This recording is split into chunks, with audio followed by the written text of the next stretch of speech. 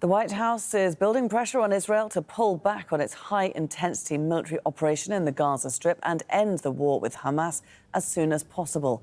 Despite that, the bombardment continues as the war enters its 70th day. You can see here clouds of smoke billowing into the sky after multiple explosions across northern Gaza there early on Friday.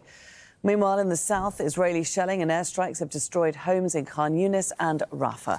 Dozens of people have been pulled from the rubble. Our correspondent Hani Mahmoud is live for us in Rafah in southern Gaza. Hani, give us an update on the situation there across the Gaza Strip.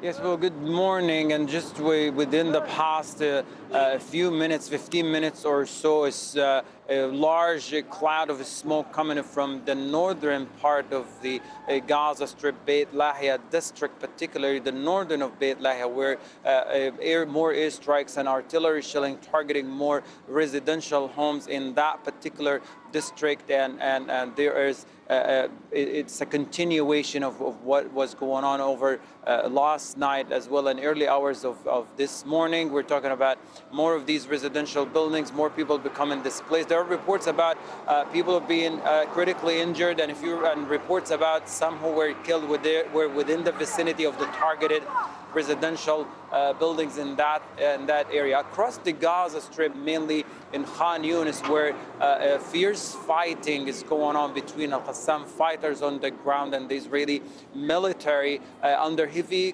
coverage of aerial bombardment. A school, evacuation school was targeted, and there are reports about people were seriously injured inside the evacuation school, were taken and reported to Nasser hospital. We did not get a confirmation on how many people were killed in that school yet, but there are reports about those who, among them children and women, were critically injured and rushed to the hospital. Here in Rafah again, one more time, an area that's supposed to be safe, but people find themselves under these unpredictable falling, but particularly a Shabura neighborhood in Rafah, an area that has been targeted repeatedly since the beginning of the war. But what's really tragic about what's going on is the central part of the Gaza Strip. It not only suffer from ongoing artillery shelling and bombing from every once in a while, but it is a starvation that is causing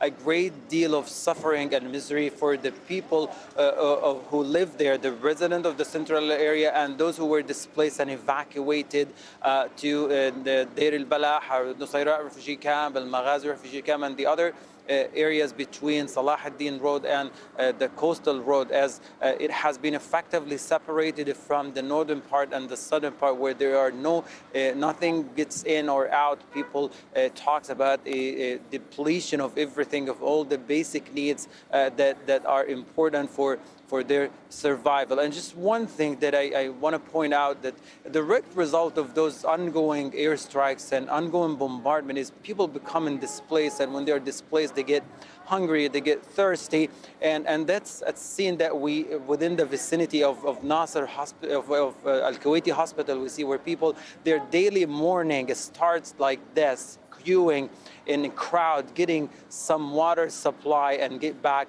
to their homes. But this goes on all day long. Since late hours of night, people queue here just to get water, and that's a direct result of those ongoing bombardment. OK. Hani, thanks very much for bringing us the scene there down in Rafah and telling us events and airstrikes and the situation across the Gaza Strip. We'll speak to you more in the coming hours.